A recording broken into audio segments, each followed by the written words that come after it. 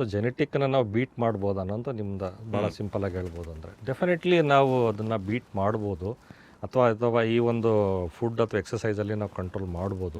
ಯಾವಾಗ ಅಂತ ಹೇಳಿದ್ರೆ, ಈ ನಾವು ಒಬೆಸಿಟಿ ಮೈಲ್ಡ್ ಆಗಿರುತ್ತೆ, ಸ್ವಲ್ಪ ಮಟ್ಟಿಗೆ ಹೆಚ್ಚಿನದಾಗಿರುತ್ತೆ, ಅಥವಾ ಸ್ವಲ್ಪ ಮಾಡ್ರೇಟ್ ಆಗಿರುತ್ತೆ. ಅಂಥ ಟೈಮಲ್ಲೂ ಕೂಡ ನಾವು ಈ ಜಿಮ್ ಮತ್ತು ಎಕ್ಸಸೈಸ್ಗೆ ಅಂತ ಆದಮೇಲೆ ಎಕ್ಸಸೈಸ್ ಅಥವಾ ಡಯಟ್ ಇದ್ರ ಮೂಲಕ ನಾವು ಕಡಿಮೆ ಮಾಡಬಹುದು. ಡೆಫಿನೆಟ್ಲಿ ಅದರಲ್ಲಿ ಸಾಧ್ಯತೆ ಇರುತ್ತೆ.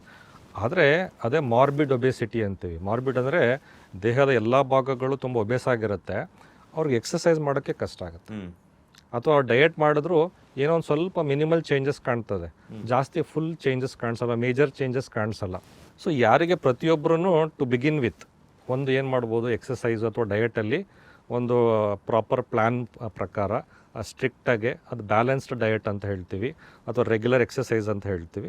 ಸೊ ಈ ರೀತಿ ಮಾಡೋದ್ರಿಂದ ಅವರು ಈ ಸ್ವಲ್ಪ ಮಟ್ಟಿನಲ್ಲಿ ಇದ್ದಾಗ ಕಂಟ್ರೋಲ್ ಮಾಡ್ಬೋದು, ಮತ್ತು ರಿವರ್ಸ್ ಕೂಡ ಮಾಡ್ಬೋದು. ಆದರೆ ಇದು ಒಂಥರ ಟೆಂಪ್ರವರಿ ಇರುತ್ತೆ. ಮೋಸ್ಟ್ ಇಂಪಾರ್ಟೆಂಟ್ ಕನ್ಸಿಸ್ಟೆನ್ಸಿ ಅಂತ ಹೇಳ್ತಾ ಇದೆ. ಅದೇ ಡಯಟು ಅದೇ ಥರ ಎಕ್ಸಸೈಸ್ ಲಾಂಗ್ ಟರ್ಮಲ್ಲಿ ಮೇಂಟೈನ್ ಮಾಡಿದ್ರೆ ಅದು ಕಂಟ್ರೋಲ್ಡಾಗಿರುತ್ತೆ. ಸೊ ಬಟ್ ಈ ಥರ ಸ್ವಲ್ಪ ಪ್ರಮಾಣದಲ್ಲಿದ್ದಾಗ ಸಾಧ್ಯತೆ ಇರುತ್ತೆ.